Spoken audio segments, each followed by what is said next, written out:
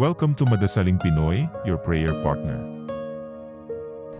Ngayon po ay Sabado ng ika-13 linggo sa karaniwang panahon.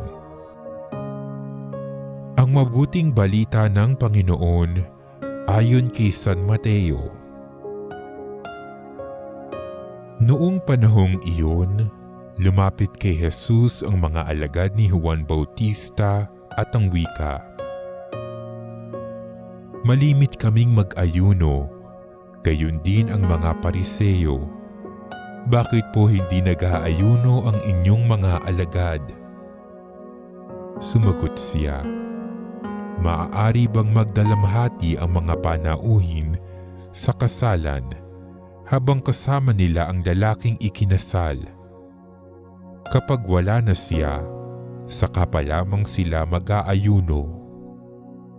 Walang nagtatagpi ng bagong kayo sa isang lumang kasuotan, sapagkat mababatak nito ang tinagpian at lalong lalaki ang punit.